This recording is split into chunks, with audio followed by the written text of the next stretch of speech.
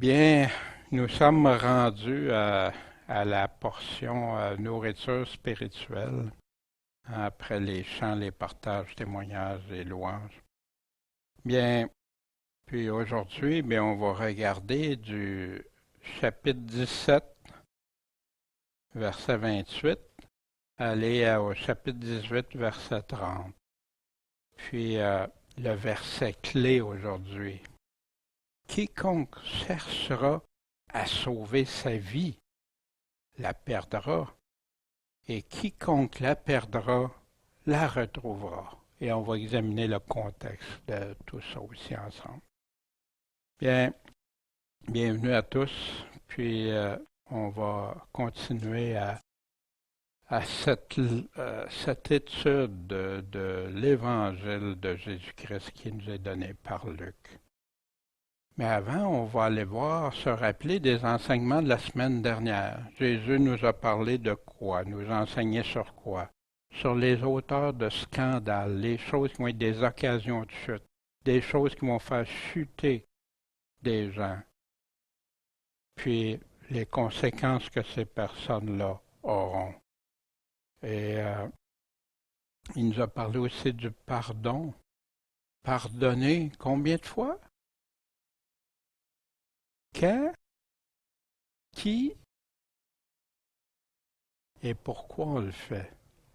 Parce que Dieu nous a pardonné. Puis comme celui auquel le roi qui avait enlevé 10 000 talents, qui devait une somme énorme impossible à remettre, puis qu'après celui-ci a été sauté à la gorge d'un qui devait un petit montant, ben Jésus parlait de la grâce de Dieu quand il enseignait ça. Puis, mais les apôtres, augmente-nous la foi. Parce qu'ils ne se sentaient pas en capacité de pardonner comme ça. Mais est-ce que Dieu l'a fait? Oui, Dieu lui a répondu comment le faire. Le règne de Dieu qui est au milieu de vous. Jésus était là. Il apportait le règne de Dieu. Bien sûr, il va venir régner, n'en a pas confondre. Après ça, il nous a expliqué ce que c'était. Quand il va revenir. Le voici, le voilà, écoutez-les pas. Allez pas là. À la fin, il va y avoir plein qui vont dire, voici le roi, voici le Messie, voici le oint. Mais non, ne les suivez pas, parce que comme l'éclair va paraître le Fils de l'homme en son jour. Ça va être soudain. Puis Jésus nous a parlé aussi, confirmer le temps de Noé. Qu'est-ce que c'est? Qu'est-ce qui s'est passé? Puis comment? Puis on va poursuivre ce matin parce que Jésus ne s'arrêtera pas juste à l'exemple de Noé. Il va nous donner un autre exemple frappant de ce qui s'est passé. On avait vu pour l'arche de Noé que ce n'est pas un bateau comme on voit souvent, mais une arche, puis une arche énorme, puis on voit la grandeur, les dimensions que la Bible nous donne. On a vu aussi que il y avait la dimension, c'est au moins 7,5 personnes de 6 pieds, au moins.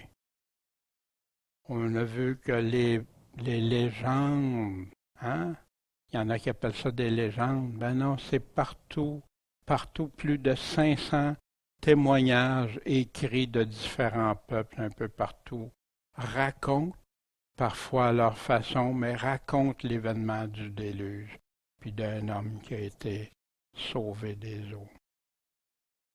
Puis tout le tourbillon, les sources d'eau et la pluie qui ont tout détruit, puis qu'on retrouve des fossiles au sommet des montagnes encore aujourd'hui. Mais on va poursuivre avec le verset 28, maintenant l'autre exemple que Jésus nous a donné. Mais juste avant, Seigneur, guide-nous, éclaire-nous dans ça. Que tes paroles restent marquées dans nos cœurs, puis qu'on comprenne bien, puis qu'on puisse être davantage préparés davantage amoureux de toi, davantage comprendre que quand tu parles, Seigneur, c'est vrai, puis que tu nous dis tout d'avance. Seigneur, merci, et c'est en toi qu'on se confie. Jésus, le Maître, le Sauveur. Amen. Et Jésus poursuit, il venait de parler de Noé, mais c'est encore ce qui arriva au temps de Lot. On mangeait, on buvait, on achetait, on vendait, on plantait, on bâtissait. Hein? C'est quoi cette image-là? C'est comme, on continue comme d'habitude. Comme Noé, comme au temps de Noé. Mais, il est arrivé un jour que Lot est sorti de Sodome. Puis qu'est-ce qui est arrivé? Une pluie de feu et de soufre tomba du ciel, puis il fit tous périr. Noé, c'est l'eau. Il a été protégé, soulevé dans l'arche. Puis là, la destruction est arrivée sur les hommes. Lot a été protégé, sorti de l'endroit, les villes qui étaient pour être détruites. Mais encore là, juste avant, comme Noé, juste avant, la destruction est arrivée soudaine. Puis le résultat, le même résultat que Noé, ça les a fait toutes périr. Le jour que Lot est sorti de Sodome, voici dans Genèse 19, Lot sortit et parla à ses gendres qui avaient pris ses filles, et leur dit, « Levez-vous, sortez de ce lieu, car l'Éternel va détruire la ville. » Mais ses gendres croyaient qu'ils se moquaient. Un peu comme nous, quand on parle des fois que le Seigneur va revenir, il va revenir pour juger ce qui se passe. Délivrer, mais aussi juger. Le jugement de Dieu, c'est assez, ça suffit. Mais il pensait qu'il se moquait. Fait qu'après ça, c'était le temps. Fait qu'ils ont dit, les deux anges ont dit à Lot, lève-toi, prends ta femme puis les deux filles qui se trouvent ici, de peur que tu ne périsses dans le châtiment de la ville. Puis comme il traînait, il tardait, ces hommes l'ont pris par la main. Puis il l'a pris aussi par la main de sa femme et ses deux filles. J'espère que de nous aussi, personne ne tarde comme ça, on prend. Non, on veille. On n'est pas de ciel. On bouge pour Dieu quand ça va être le temps. Et comme il tardait, ils l'ont pris par la main, puis ils ont pris par la main sa femme, ses deux filles. Pourquoi? Parce que l'Éternel voulait l'épargner. Dieu ne veut pas la destruction.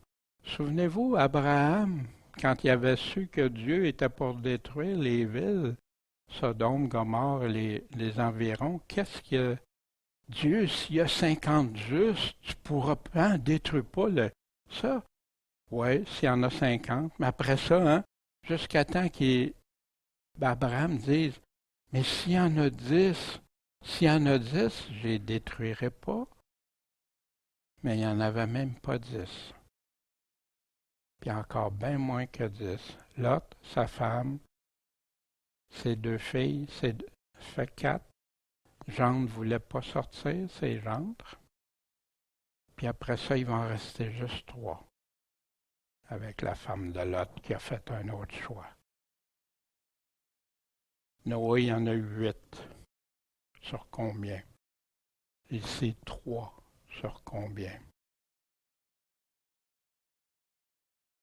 Fait que dès qu'ils ont été sortis, il y en a un qui a dit, sauve ta vie, regarde pas derrière toi. Arrête-toi pas en aucun endroit de la plaine. Sauve-toi vers la montagne, de peur que tu périsses. Wow, l'avertissement clair. S'appresse, sors, puis traîne pas, regarde pas, va-t'en. Au niveau archéologie, ils ont découvert des endroits. Il y a plein de sites qui parlent de ça, comme pour l'Arche de Noé, des endroits qui ont découvert c'est quelque chose d'extraordinaire, qui est pas normal qui est arrivé dans ces endroits-là. Puis le feu, le soufre et tout ça, ils ont fait des analyses. Fait que je ne prendrai pas beaucoup de temps, mais il y a beaucoup d'informations. La seule chose, c'est toujours être prudent. Comme chrétien, comme enfant de Dieu, quand on vérifie quelque chose, pas prendre quelque chose et dire c'est ça, sans qu'on ait validé, vérifié, avoir quelque chose qui nous dit, qui nous le confirme. J'ai déjà fait ça dans le passé, affirmer des choses que j'avais entendues de d'autres chrétiens, puis affirmer ça, puis après ça m'être rendu compte que non, c'était pas vrai ça, ou c'était pas comme ça. Puis après ça, tu as conduit des gens dans l'erreur, puis en même temps, ben, tu perds ta crédibilité. Fait que pardon, mon Dieu, pour ça, puis à toutes les fois que tu peux, ben, tu rétablis les faits. Mais parfois, c'est difficile. Fait que là, Jésus continue. Ben, ça va être comme ça quand Jésus va paraître, quand il va revenir. Ça va être comme ce temps-là. Qu'est-ce qui est arrivé? Le monde continuait comme de rien, jusqu'au jour que Dieu dit ça suffit. Puis là, il y a une protection de ceux qui l'aiment, qui le suivent. En ce jour-là, que celui qui sera sur le toit et qui aura ses meubles dans la maison descende pas pour les emporter, de même que celui qui est au champ ne revienne pas en arrière. Ça ressemble pas, ça, à ce que les deux hommes et deux anges, en passant, il y a utilisé homme et ange interchangeables dans la Bible, qui avait dit ne reviennent pas en arrière. Encore là, l'urgence. L'urgence est là. Quand tu vas voir ça, quand il va arriver ce jour-là, niaise pas. Essaye pas de retourner en arrière. Essaye pas d'aller sauver tes affaires. Essaye pas ça. Non. Tu vois, la vie, c'est plus que ça. Puis, Jésus nous donne un exemple très clair. Souvenez-vous de la femme de Lot. Pourquoi se souvenez de la femme de Lot? Vous savez, Paul nous dit dans Corinthiens, il parlait du peuple d'Israël, qu'est-ce qu'il avait fait, puis que Dieu en a détruit une grande partie, même s'ils ont été abreuvés au même rocher spirituel, etc., tout ça. Mais il avait désobéi Dieu, puis avait été ailleurs qu'à Dieu. C'était même l'idolâtrie qui remplace Dieu, ou ce que Dieu dit pour nous, avec d'autres choses. Tentons pas le Christ comme quelques-uns d'entre eux le tentèrent et ont péri par les serpents. Murmurez pas comme quelques-uns d'entre eux ont murmuré. Ils ont péri par l'exterminateur. Des choses graves aux yeux de Dieu. Dieu qui a tant de bonté, puis que l'homme le méprise. L'homme, au lieu de dire ben merci mon Dieu, il critique et il accuse Dieu. Toutes ces choses leur arrivaient pourquoi? Pour servir d'exemple. Ah ouais, mais pour qui? Et elles sont écrites, pourquoi? Pour nous instruire, nous autres, qui sommes parvenus où? Au dernier temps. Ah, ça ne nous concerne pas. Eh oui. C'est pourquoi que celui qui croit être debout prenne garde qu'il ne tombe. De quoi qu'il est en train de parler ici? Ben, si tu te sens solide, fort, puis que là, ben, tu es en train de tomber comme eux autres, tu es en train de faire ça, puis tu continues, puis on va voir avec le pharisien tantôt aussi. Il n'y a prenez garde, aucune épreuve ou tentation ne vous est survenue qui n'ait été une tentation humaine. Dieu est fidèle, il ne permettra pas que vous soyez tentés au-delà de vos forces. Combien qu'il y en a des fois, c'est trop pour mes forces, je sais, j'ai déjà dit ça. Mais non, c'était pas au-delà de mes forces, mais concentre-toi sur Dieu, aie confiance en Dieu. Puis Dieu m'a donné la force. Dieu est venu donner la paix. Dieu est venu donner ce que j'avais besoin pour continuer. Mais avec la tentation ou l'épreuve, il va te donner aussi l'issue. Pour te l'enlever, des fois il l'enlève, Mais ici, c'est pas ça qu'il est en train de dire.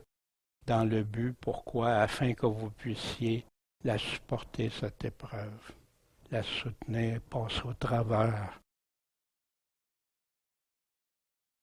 Souvenez-vous, hein? Qu'est-ce que Dieu dit? Des choses en exemple. Ben, Jésus fait la même chose ici, mais avec Lot. L'exemple de Noé, l'exemple de Lot, puis sa femme. Souvenez-vous, la femme de Lot. Qu'est-ce qui est arrivé? Quand Lot est entré dans le soir, Dieu a attendu qu'il soit à l'abri. Alors l'Éternel a fait pleuvoir sur Sodome et Gomorrhe du soufre et du feu de la part de l'Éternel du haut des cieux. Il y en a qui discutent comment Dieu a fait, puis tout ça. Des choses scientifiques aussi qui démontrent. Il y a d'autres qui comptent. Tu sais, il y a mais ici, Dieu l'a fait. Dieu l'a fait faire ou Dieu l'a fait. C'est la même chose. Dieu a fait quelque chose pour les détruire. Pourtant, il avait laissé la chance. Puis il était prêt, même s'il y avait juste 10 personnes dans ces villes-là qui auraient été correctes. Ils les auraient même pas été. Mais Dieu, c'est sa création. Ces personnes-là sont devenues tellement méchantes, tellement vives, contraires à ce pourquoi Dieu les avait créées, puis que, comme dans le temps de Noé, il n'y avait plus de chance de se repentir, parce qu'il était allé trop loin. Et ici, il dit, il les a détruits. Toute la plaine, tous les habitants des villes, et les germes de la terre, hein, même ça. Mais, la femme de Lot a regardé derrière elle. Je dis, mais regarde, c'est pas grave. Non, Dieu avait dit non. Vous continuez, vous regardez pas. Puis qu'est-ce que ça signifie, regarder derrière elle? Ouais, je laisse le monde, je laisse mes affaires, je laisse... C'est quoi qui est... Où était sa priorité? Où est-ce qu'elle allait? Ça a eu des conséquences. Elle devint une statue de sel. Puis l'archéologie a encore là plein de choses à ce niveau-là. Lot, un exemple pour la fin. Voici Pierre dans 2 Pierre, chapitre 2, verset 5. Et s'il n'a pas épargné l'ancien monde, s'il a préservé Noé, lui le 8e, le prédicateur de la justice, quand il a envoyé le déluge sur le monde des impies. Puis Pierre, en passant, reprend les enseignements de Jésus. Puis il explique, c'est ça que Jésus leur a dit, allez enseigner-leur tout ce que je vous ai appris, tout ce que je vous ai commandé. Puis il dit, l'Esprit Saint va venir puis vous donner des confirmations, des précisions, va vous rappeler tout ça.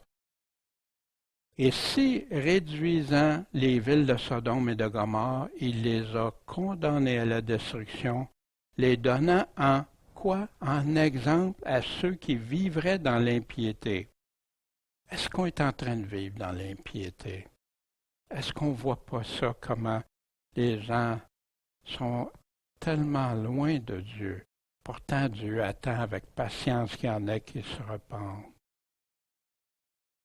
S'il a délivré le juste Lot, qu'est-ce qui arrive? Lot qui souffrait de la conduite infâme de ces abominables, ceux qui commettaient des abominations.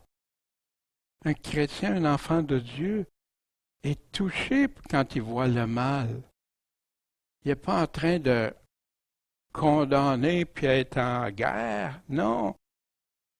Ça lui fait mal de voir le mal autour. Ça vient le toucher, ça le désole, ça tourmente. Puis surtout quand on voit des personnes qu'on connaît, qu'on aime.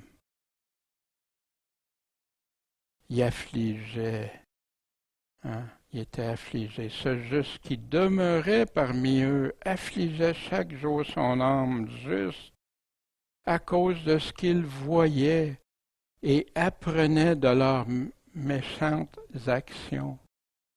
Les mauvaises œuvres qu'il faisait, les choses que Dieu a dit, voyons, j'ai pas créé l'homme pour ça. L'homme se rebelle, l'homme devient arrogant de plus en plus, puis il ouvre la porte, puis il s'en va de plus en plus. Le Seigneur saura délivrer de l'épreuve ceux qui l'honorent. Ah, comme Noé, comme à Lot.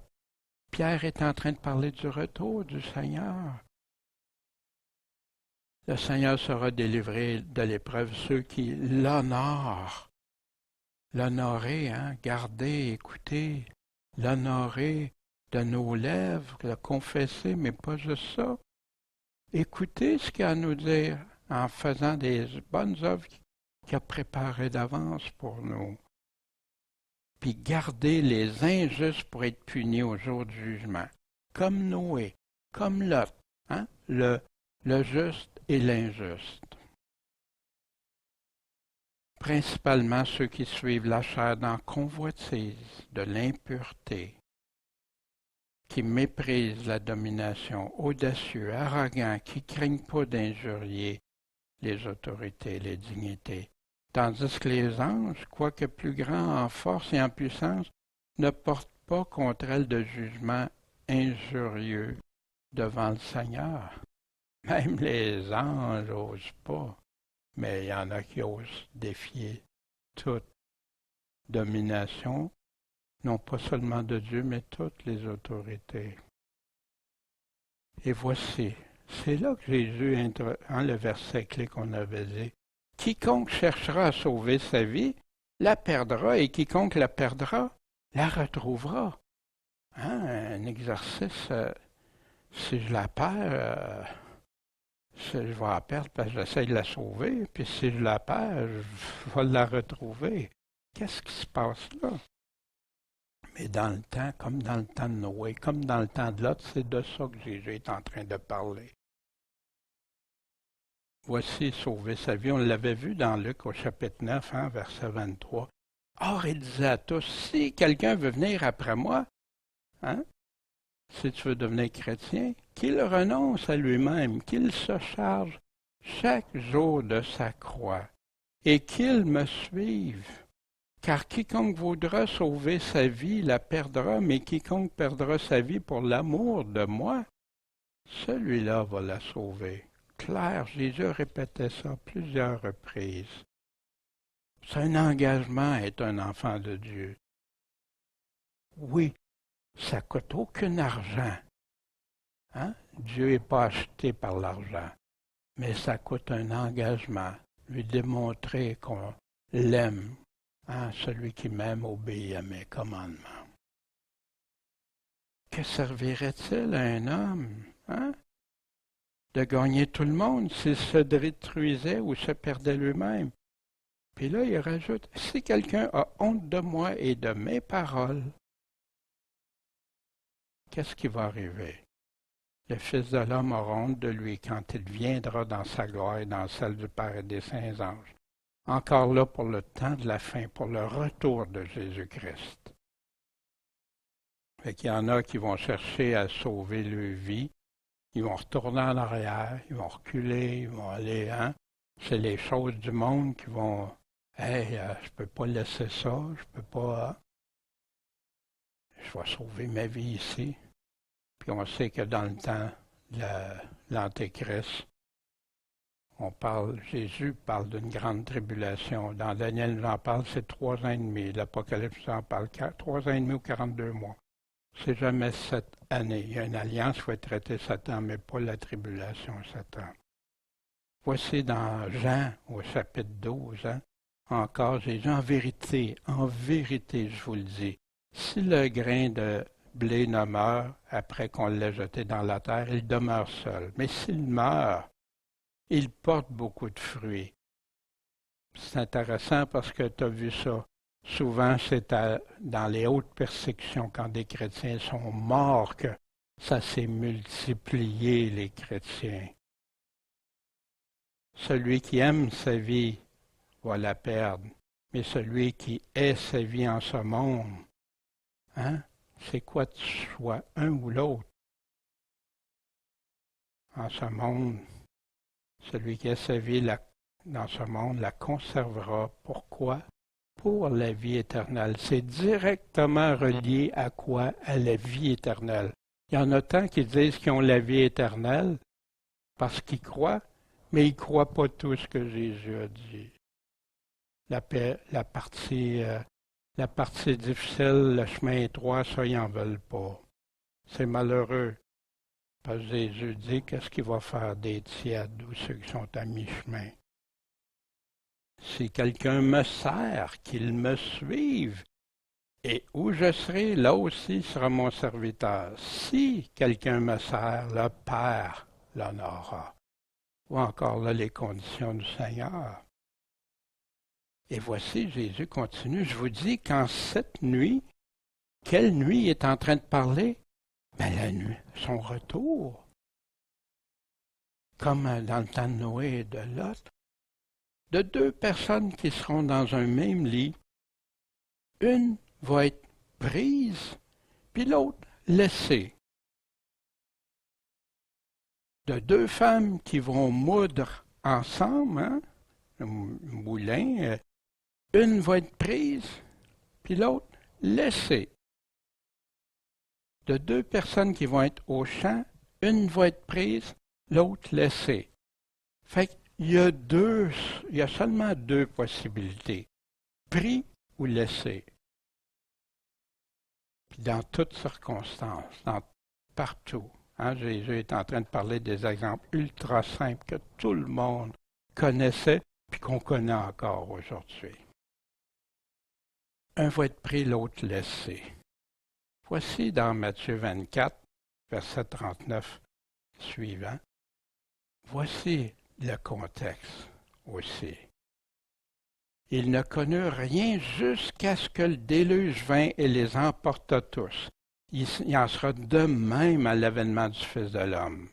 Alors, ça veut dire dans ce temps-là, à l'avènement de Jésus, deux hommes qui seront dans un champ, un sera pris, l'autre laissé. Deux femmes au moulin, hein, une prise, l'autre laissée. Donc, veillez, restez éveillés, restez sur vos gardes, parce que vous ne savez pas à quelle heure votre Seigneur viendra. Or, considérez ceci, que si un père de famille était averti à quelle veille de la nuit le larron viendrait, il veillerait, il ne laisserait pas percer sa maison, il ne se laisserait pas prendre par surprise, il ne serait pas surpris, il pourrait protéger. C'est pourquoi il nous dit ça, voici, il nous dit le but de ce qu'il est en train de nous dire. Vous aussi, tenez-vous prêts, parce que le Fils de l'homme viendra à l'heure. Remarquez toujours, le jour, l'heure. Mais les temps, il nous le dit. On a vu ça dans Matthieu 24, hein, on a vu ça et on va le revoir dans Luc 21. Il va venir à l'heure que vous ne pensez pas.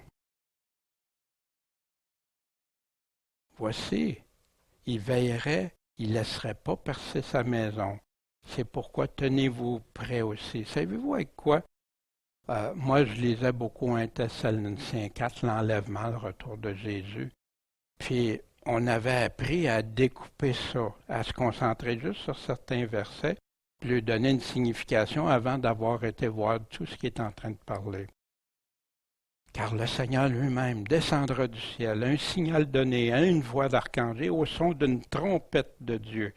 Hein, la même chose que dans Matthieu 24, 30-31, quand les anges, la trompette, etc., la dernière trompette d'ailleurs, le Seigneur qui descend. Les morts qui sont en Christ vont ressusciter premièrement, ensuite les vivants. On va être enlevés avec eux sur des nuées à la rencontre du Seigneur, hein, qui descend dans les airs. Puis après ça, on sait que Jésus nous dit qu'il continue à descendre. On va être avec le Seigneur toujours. Pour les temps et les moments, et voici où ça coupe souvent, parce que c'était le chapitre 5, fait que les gens ne lisent pas. Mais pour ce qui concerne les temps et les moments, vous n'avez pas besoin, frère, qu'on vous en écrive. Pourquoi? Parce que vous savez bien, en effet, vous-même, que le jour du Seigneur va venir comme un larron dans la nuit, le jour encore. Car lorsqu'ils vous diront paix et sûreté, alors une ruine subite les surprendra. C'est pas ça que Jésus disait comme au temps de Noé, comme au temps de Lot, que ça va être soudain. comme les douleurs surprennent la femme enceinte, ils échapperont pas. Mais quant à vous, frères, vous n'êtes pas dans les ténèbres pour que ce jour-là vous surprenne comme un voleur. Tu ne laisseras pas percer ta maison. Pourquoi?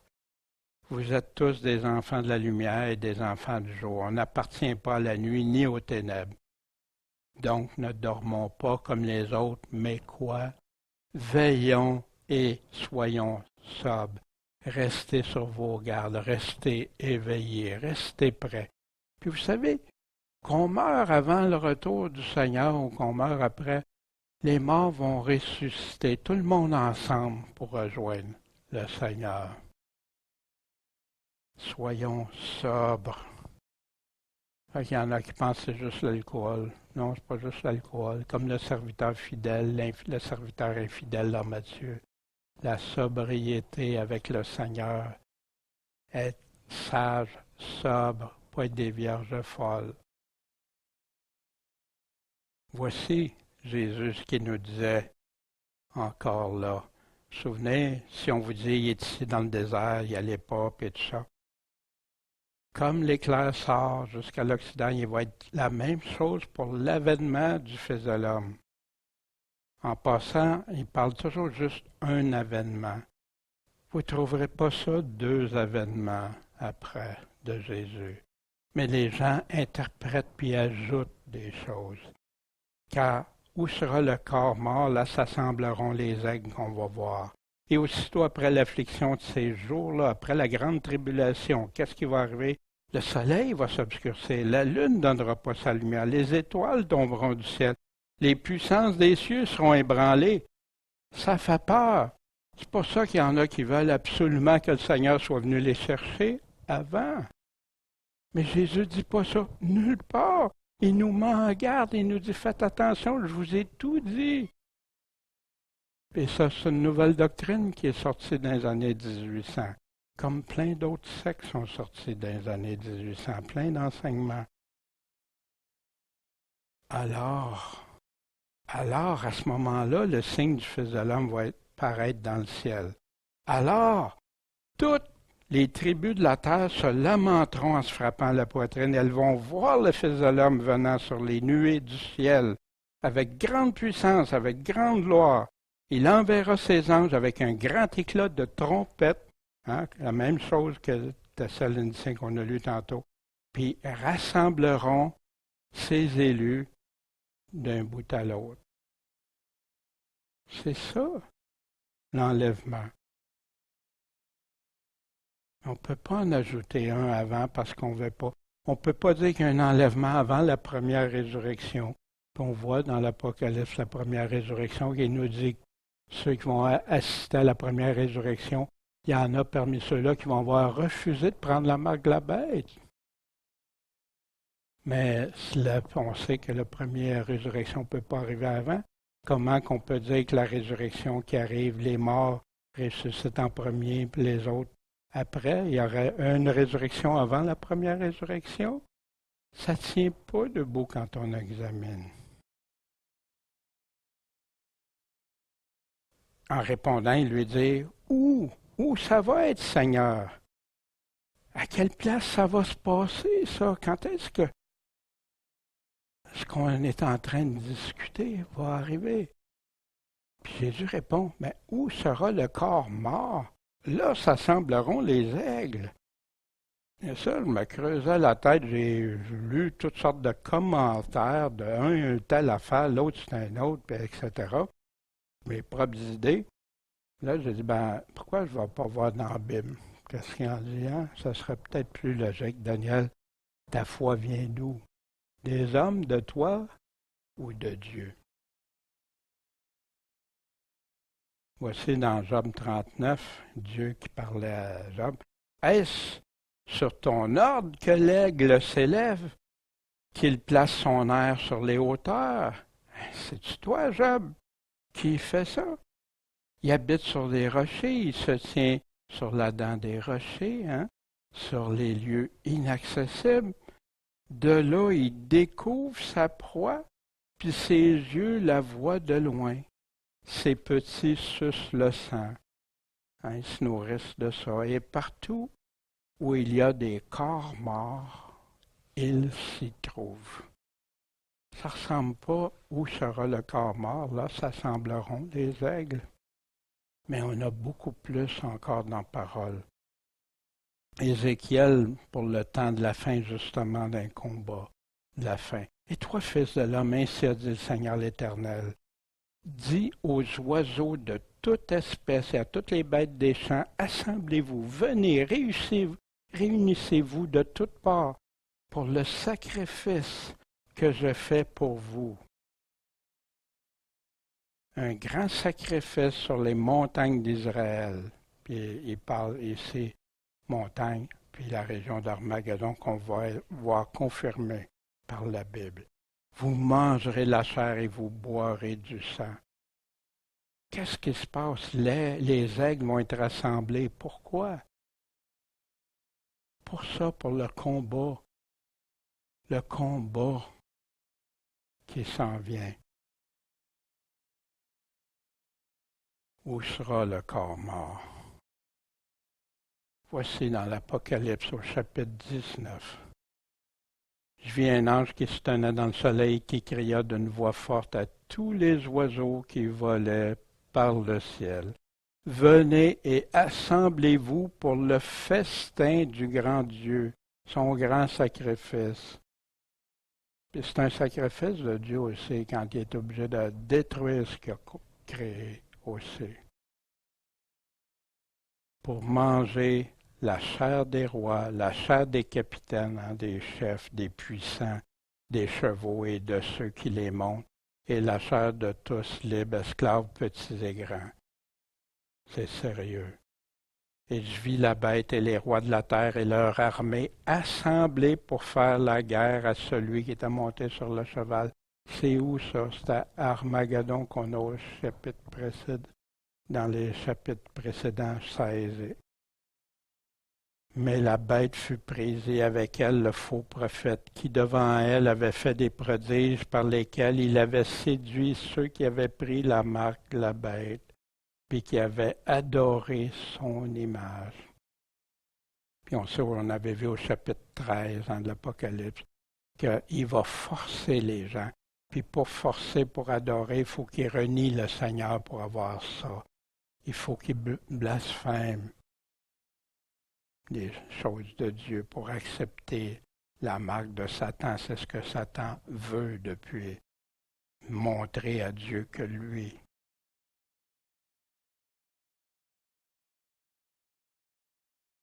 Tous deux furent jetés dans l'étang de feu brûlant dans le soufre. Mais tout le reste fut tué comment? Par l'épée qui sortait de la bouche de celui qui était monté sur le cheval. C'est qui ça? Jésus-Christ.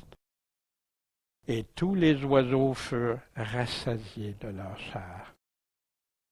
Où sera le corps mort? Là s'assembleront les aigles. Et on a d'autres passages aussi. On débute le chapitre 18, hein, en passant les chapitres qui sont juste des divisions que les hommes ont mis pour se retracer plus vite. Mais ça ne sépare pas ce que Jésus leur dit aussi cette parabole pour montrer qu'il faut prier toujours et ne pas se relâcher. C'est intéressant, hein, j'avais parlé d'une parabole. Jésus arrive toujours à nous préciser le pourquoi. Hein, le bon samaritain, c'est pour montrer qui est notre prochain puis comment l'aimer, c'est de ça qu'il est en train de répondre. Quand il parle des vierges folles, les vierges sages, hein, d'être prêt, veiller donc, veiller. Il y a toujours, soit dans l'introduction, la conclusion ou vers la fin. Ici, il nous le donne tout de suite. C'est quoi qui est le contexte de ce que Jésus va nous dire? C'est pour montrer qu'il faut prier toujours, sans relâche, persévérer.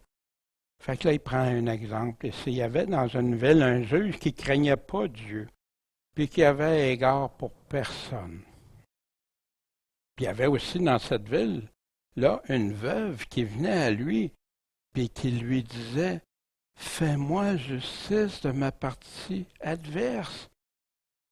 Fait que Jésus prend une personne, un juge, ne peut rien savoir de personne, hein, c'est lui, le boss, puis il prend une veuve à qui on a fait de l'injustice. Une veuve hein, qui est souvent sans défense, et c'est pour ça qu'elle allait le voir. Pendant longtemps, il a voulu rien faire. Hey, c'est pas toi qui va venir, hein?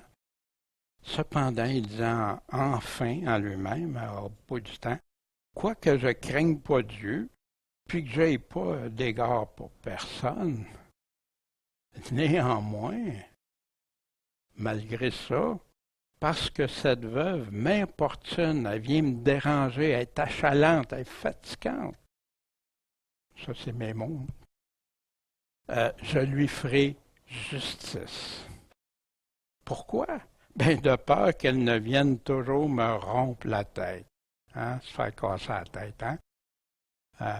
Daniel, tu vas-tu faire ça? Daniel, quand est-ce que tu vas le faire? Daniel, ça prend du temps. Ah, OK. Ah, ben, je vais le faire. Et le Seigneur dit, écoutez ce que dit ce juge qui est pourtant injuste. Il n'est pas juste. Il n'est pas. Hein, c'est pas la justice, un juge injuste, c'est pas deux mots qui vont ensemble, malgré que ça arrive. Puis de plus en plus, malheureusement. Et Dieu ne vengera-t-il point ses élus? Remarquez ici, le juge, s'il applique quelque chose, il va venger la veuve. Venger dans le sens de faire justice à la veuve. Et Dieu ne vengera-t-il pas qui? Ses élus, qui crient à lui jour et nuit, quoi qu'il dit faire sa vengeance. Beaucoup dans cette phrase-là. Puis Dieu, il y a un juge injuste qui fait ça, puis qui réussit à accorder justice à cette femme-là. Puis Dieu, lui, vous pensez qu'il ne rendra pas justice à ses élus? Qui crient, pourquoi qui crie à lui jour et nuit? De quoi Jésus est en train de parler? Il est en train des choses de parler reliées au temps de la fin. Puis je vais vous le prouver dans quelques instants. Quoi qu'il diffère sa vengeance, différer, hein? En attendant, quand ça sera le temps, Dieu va le faire. Dieu va le faire en son temps. Mais pourquoi qu'il diffère? Parce qu'il veut que tous en viennent à repentance. Il veut qu'il y en ait comme dans le temps de Noé, comme dans le temps de Lot. Mais malheureusement, c'est pas ça. Voici ce que Jésus nous confirme. Je vous dis qu'il les vengera, leur rendra justice bientôt. Ouais, mais bientôt, ça fait longtemps ça, non, bientôt. Ça va être soudainement. Puis un jour pour Dieu, c'est comme 1000 ans. 1000 ans, c'est comme un jour. Dieu a une autre réalité. Le temps, Dieu n'est pas affecté par le temps. Dieu est l'éternité. Mais Dieu veut permettre à d'autres. Puis il y en a qui sont persécutés, qui vivent des choses, c'est ça qui les attire le plus à Dieu encore.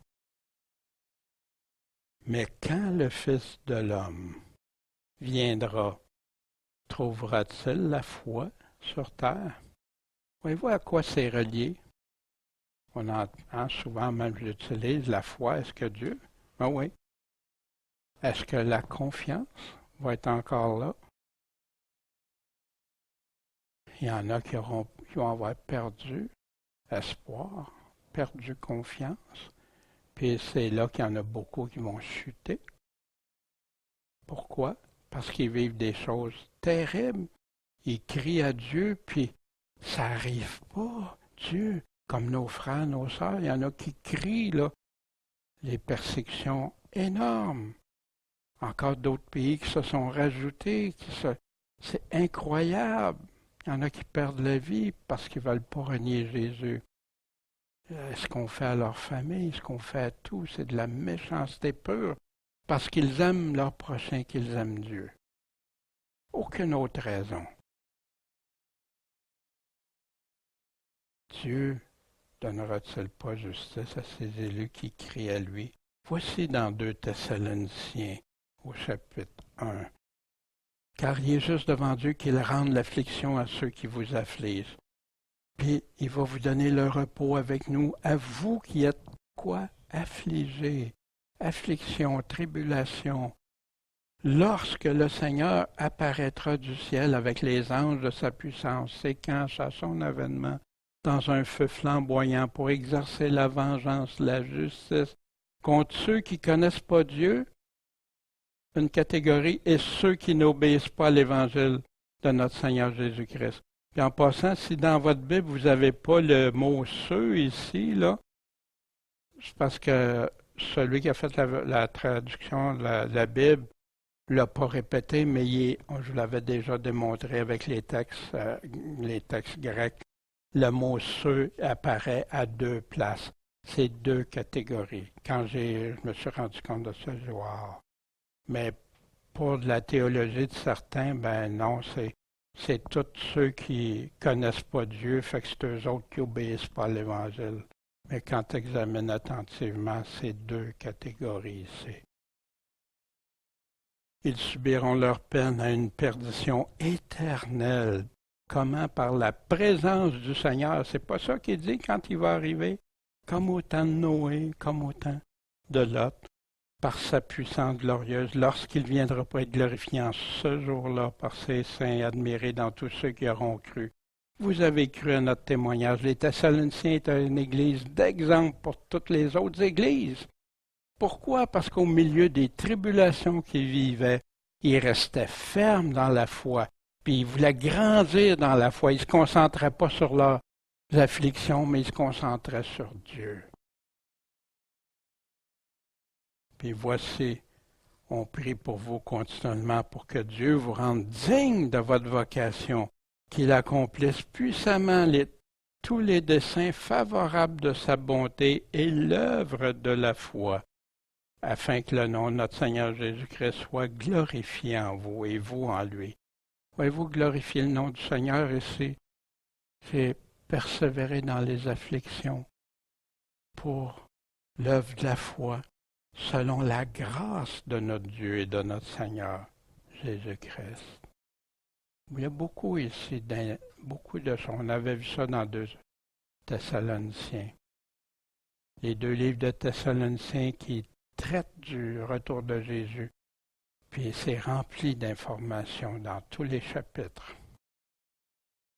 Voici dans Romains 12, Paul qui parle de la justice de Dieu.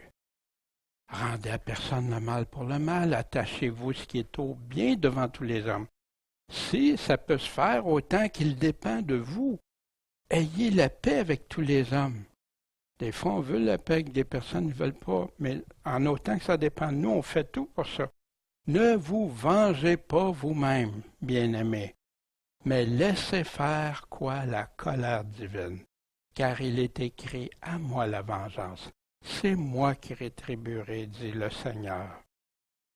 Puis là, il continue. Si donc ton ennemi a faim, donne-lui à manger. S'il a soif, donne-lui à boire. Parce qu'en faisant cela, tu vas lui amasser des charbons de feu sur la tête. Et c'est ce que les chrétiens ont fait à partir des apôtres. Jésus qui a été l'exemple suprême, les apôtres. Puis ça a continué. Ne te laisse pas surmonter par le mal, mais surmonte le mal par le bien. À qui dit ça? Aux chrétiens.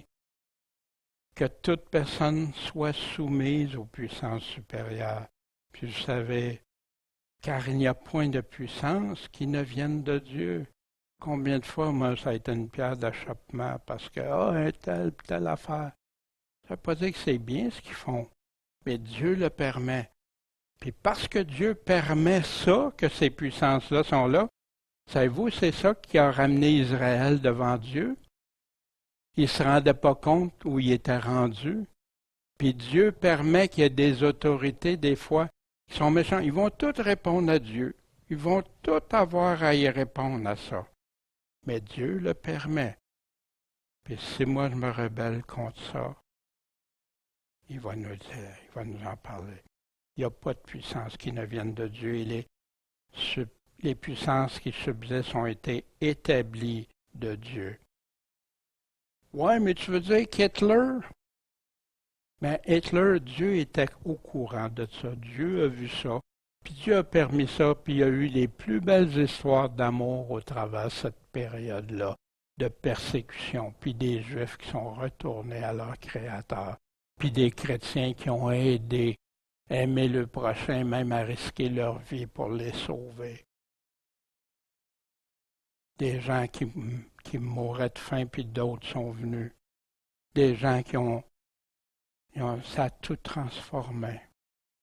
Mais il y en a qui ont été dans la méchanceté encore plus. C'est pourquoi celui qui s'oppose aux autorités, à la puissance, s'oppose à l'ordre que Dieu a établi. Or, ceux qui s'y opposent vont attirer la condamnation sur eux-mêmes. C'est pour ça que c'est si important. Il y a des mouvements dits chrétiens qui sont en révolte contre ci, contre ça, contre plein d'affaires. Il y en a qui sont en train de s'équiper, s'armer. Il y a toutes sortes de choses, mais Dieu dit, faites pas ça, l'Évangile, c'est pas ça. Bénis ton ennemi. Puis savez-vous qu'il y a ceux qui ont fait ça, des persécutés, souvent c'est ça qui a conduit certains, pas tous, certains de leurs bourreaux. Ils ont été un témoignage fidèle, c'est ça qui a amené des gens à repentance, à conversion, puis à devenir des personnes comme Dieu. Pourquoi avait créé le monde? Pour s'aimer les uns les autres et non pour être méchants les uns à l'autre. Puis remarquez à qui c'est écrit aux Romains. Est-ce que les autorités de Rome n'étaient pas les plus méchantes? Voyez-vous? Puis Pierre, dans le temps de Néron, écrit des choses encore plus précises, pendant qu'il y en a qui se faisaient tuer de façon atroce. Moi aussi, je vous dis, demandez et on vous donnera. Cherchez, vous trouverez. Frappez, on vous ouvrira. Dieu nous dit de toujours faire ça. Prier sans cesse. Vous savez, il y en a qui ont compris, tantôt on parlait des fois des autorités et des autorités méchantes. Est-ce qu'ils ont compris que perdre leur vie ici, ça ne va pas? Hein? C'est à quoi la vie la plus importante? Puis si on perdu leur vie à cause d'hommes méchants, puis tout ça, que Dieu avait permis, puis que le grain de blé ne meurt, hein? Tout ça, c'est tout rattaché, tout ça ensemble. Mais c'est dur à entendre parce que nous, on veut un Dieu sur des nuages roses souvent. Les bonnes choses, les bénédictions de Dieu, mais pas les choses. Puis moi, j'ai appris que Dieu m'a corrigé. Des fois, ça m'a fait mal. Les tripes arrachées en dedans. Mais c'était pour mon bien. C'était pour le bien de d'autres. Si vous demandez quelque chose en mon nom, je le ferai, Jésus confirme. Mais des fois, il y en a qui disent, qui oublient en son nom, qu'est-ce que ça veut dire? Voici Jacques, hein? Vous convoitez, vous obtenez pas, vous êtes meurtrier, hein? Meurtrier, vous n'aimez pas votre frère, vous êtes jaloux, vous êtes pas satisfait, vous luttez, vous faites la guerre, hein? Toujours une querelle à l'autre, n'obtenez pas parce que vous demandez pas. Vous demandez puis vous recevez pas. Pourquoi? Parce que vous demandez mal et dans la vue de satisfaire vos plaisirs. Faites-vous la différence? Dieu connaît, il sait qu'on a besoin, on a des besoins. Puis il veut qu'on aille toujours lui présenter nos besoins. Ce qu'on a fait comme encore ce matin, puis le remercier quand des fois c'est dans son temps. Des fois, il n'a pas répondu tout de suite aux chrétiens puis les empereurs romains. Mais il savait que ces chrétiens-là qui ont persévéré jusqu'à la fin, il y avait un héritage bien plus grand. En mon nom, quand Jésus parle de ça, c'est pas juste dire au nom de Jésus. Hein? En son nom, c'est l'honorer, l'aimer, le suivre. Toujours demander à Dieu en toute patience et persévérance. Voici, hein, quand Jacques parlait à ceux qui étaient riches, qui vivaient d'involupté, des délices sur la terre, vous êtes rassasiés comme un jour de sacrifice. Hein? Il mangeait beaucoup ces jours-là. Vous avez condamné, vous avez mis à mort le juste, qui vous a pas résisté. Donc, frères, attendez patiemment jusqu'à l'avènement du Seigneur. Voici, le laboureur y attend avec patience le précieux fruit de la terre jusqu'à temps qu'il ait reçu la pluie de la première, de la dernière saison. Mais vous aussi attendez patiemment, affermissez vos cœurs, car l'avènement du Seigneur est proche. C'est des paroles à se rappeler, surtout quand les temps deviennent de plus en plus difficiles. Jésus qui dit, il va y avoir plein de séductions, faux prophètes vont séduire beaucoup. L'iniquité, l'injustice vont être multipliées. La charité de plusieurs va se refroidir. Mais celui qui aura persévéré jusqu'à la fin sera sauvé. Puis, maintenant, Jésus va nous donner une autre parabole, la dernière parabole dans Luc. On a vu qu'il y en a plein, Luc qui est rempli de paraboles. C'est la dernière au sujet des gens persuadés en eux-mêmes qu'ils étaient justes et qui méprisaient les autres. Fait que déjà, encore là, au départ, on a le contexte de quoi ça va parler. Puis c'est bien important pour pas qu'on s'égare dans l'exemple pour aller partout ailleurs. 2 hommes montent au temple pour prier. Un était pharisien, enseigné selon la loi, puis mais pas juste la loi, selon le Talmud et les écrits des rabbins juifs, et l'autre, péagé. Le pharisien se tient debout, puis il priait en lui-même. Il ne disait pas ça aux autres, mais en dedans de lui.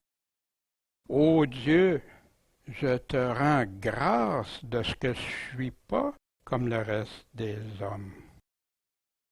Je te rends grâce. Je ne suis pas comme le reste des hommes, moi, qui sont ravisseurs, injustes, adultères, ni aussi comme ce péagé. On se souvient, il est persuadé qu'il était juste, mais en méprisant les autres.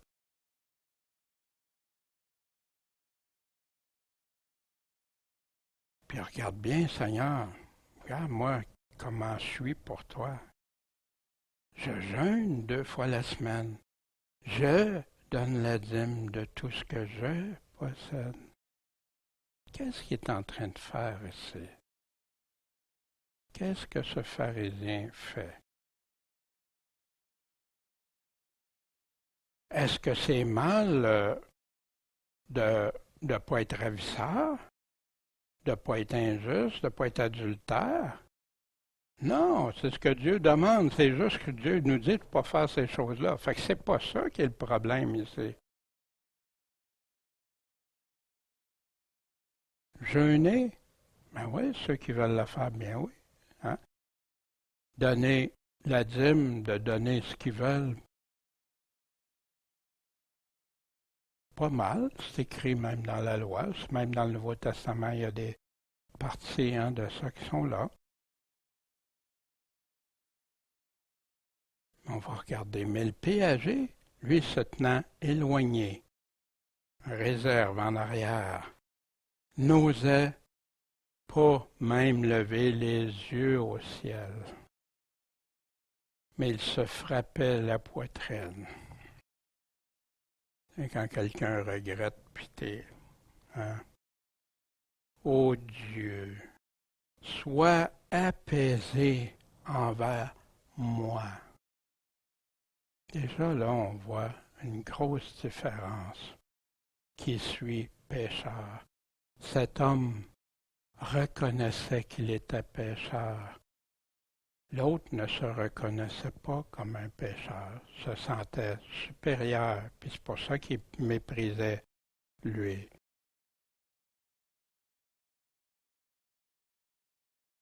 Jésus dit, je vous le dis, celui-ci est redescendu justifié dans sa maison préférablement à l'autre.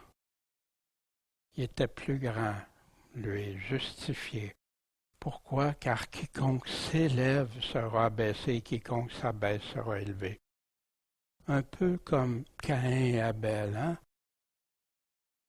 J'offre, moi, mes fruits, j'offre mes choses, et puis avec ça, je suis justifié, puis Dieu, tiens, je te fais un privilège, là, prends, mais, hein?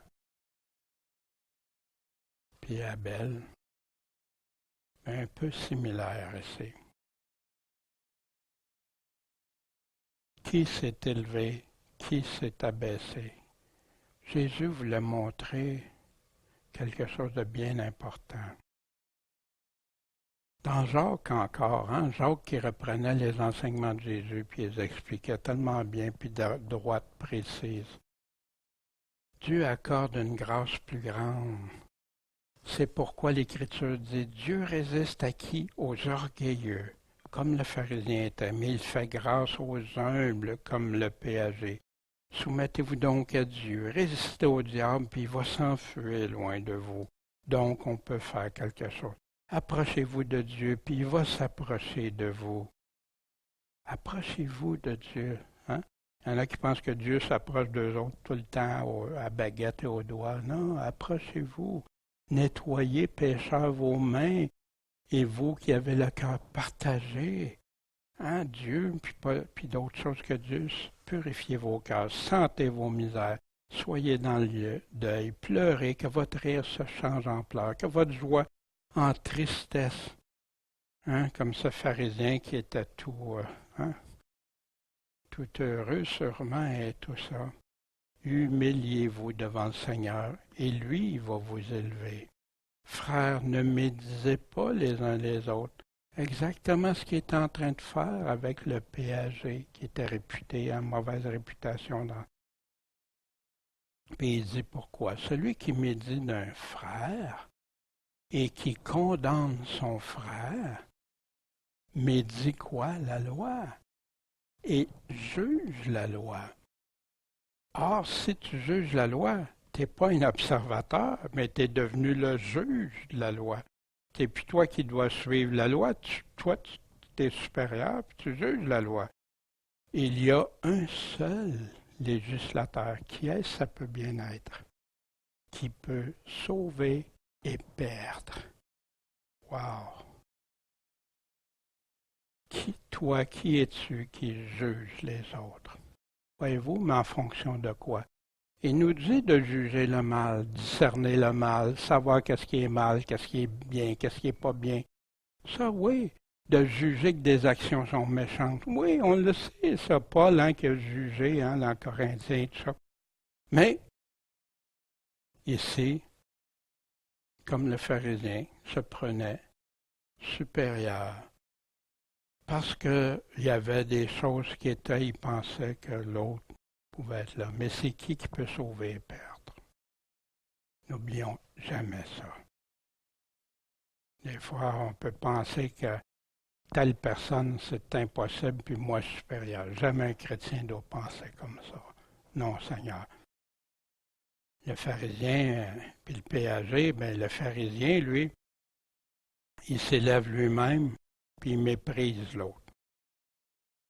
Le péager, lui, ben, il s'abaisse humblement face à Dieu. Mais c'est Dieu qui va justifier, ou qui condamnera, ou qui élèvera, ou abaissera.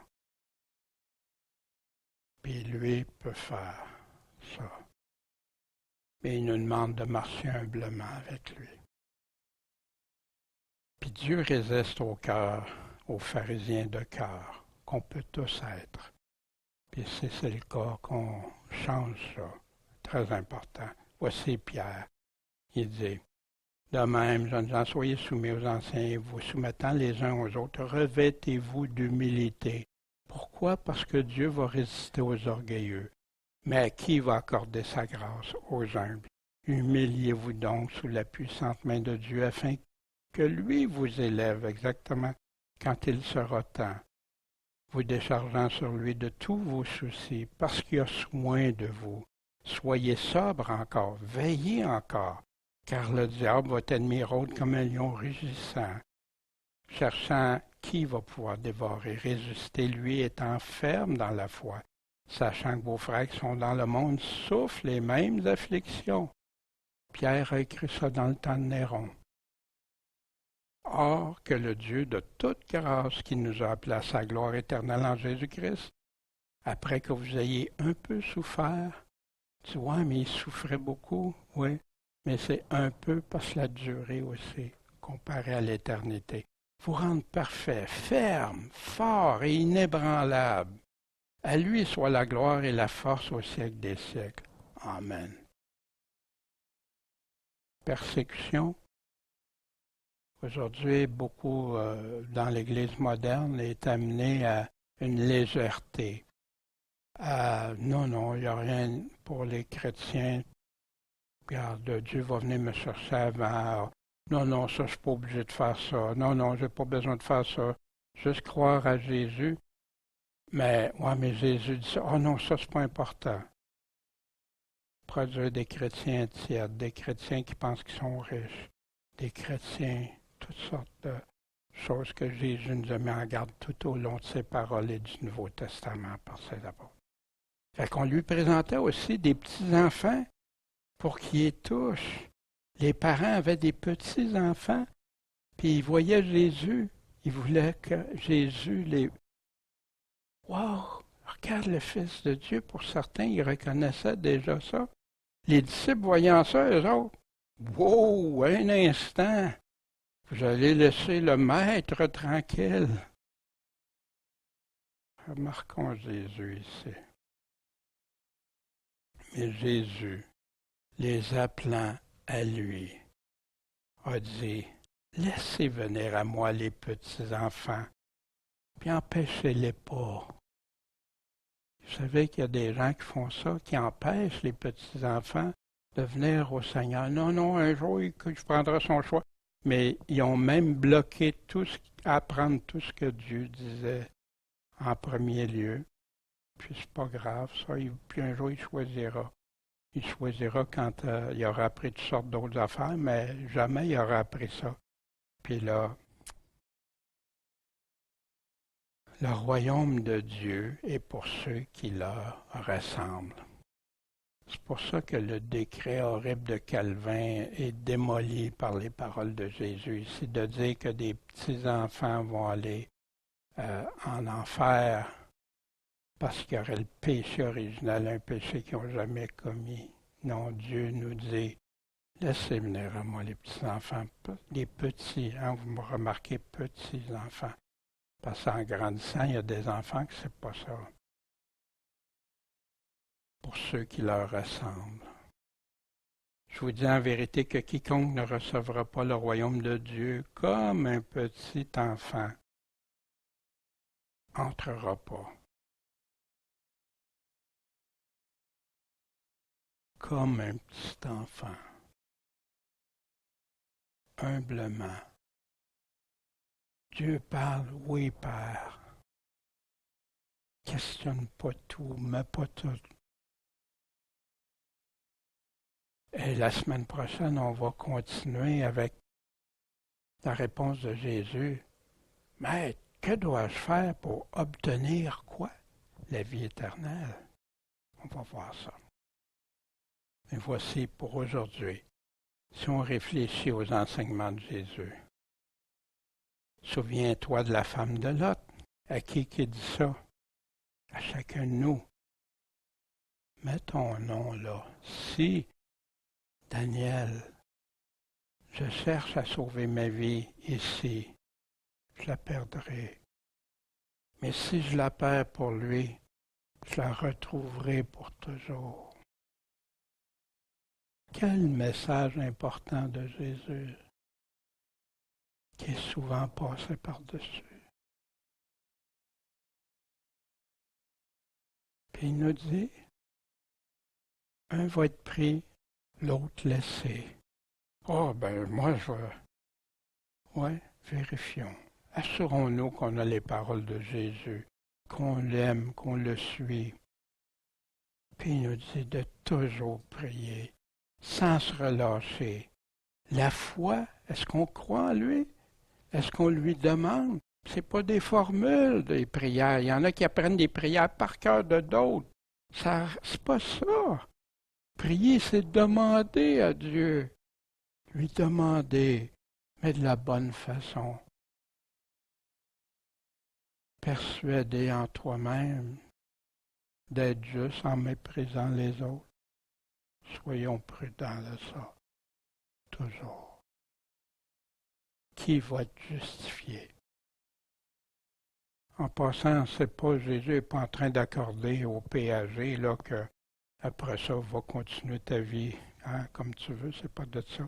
Il est en train de démontrer un pharisien qui se prend supérieur à quelqu'un, puis que lui, il a tout, puis que l'autre, devant Dieu, c'est rien. Le pharisien, il ne s'est pas repenti, il s'est justifié. L'autre, il s'est repenti. Il a regretté amèrement devant Dieu.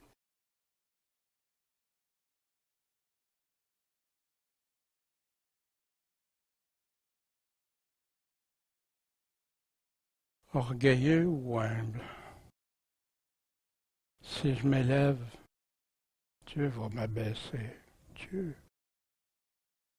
Mais si je m'abaisse, s'abaisser, ça ne veut pas dire de se ramasser à terre comme un petit tapis, c'est pas ça. Humble, un cœur humble. C'est-tu quelqu'un qui se flagelle? C'est-tu quelqu'un il dit, hey, t'as bien fait ça? Non, non, non. Pas ça. Marche humblement. Dans l'humilité, Dieu t'a donné des choses. Merci, mon Dieu. Dieu t'a pas donné. Merci, mon Dieu. Je marche humblement avec toi. Par la main comme un petit enfant, Seigneur. Si je marche humblement maintenant, c'est Dieu qui m'élèvera plus tard. Le Seigneur demande pour me recevoir dans son royaume que je sois humble et simple comme un petit enfant. Soyons assurés que nos cœurs soient comme ça envers Dieu. Bon Père céleste, merci. Merci de ta parole qui est là, qui nous rappelle, Seigneur, qu'on est ici pour vivre pour toi. On s'est engagé devant toi à te suivre. On a dit que tu devenais notre Seigneur. Et là, après, tu deviens notre Sauveur. Seigneur, on veut te suivre, on veut te plaire, on veut que tu nous dises bon et fidèle serviteur à chacun de nous. Bénis ceux qui écoutent, puis s'il y a des choses, Seigneur, qui semblent en confrontation avec ce qu'ils pensent, guide-les, mais avec ta parole, Seigneur, que toi, tu les guides. Puis je sais que tu nous aimes tous, puis tu veux que tous on en vienne à te suivre, toi, à t'honorer, toi, à glorifier ton nom par notre conduite, notre façon d'être, parce qu'on croit en toi. Merci, Seigneur Jésus, notre Maître, notre Sauveur. Amen.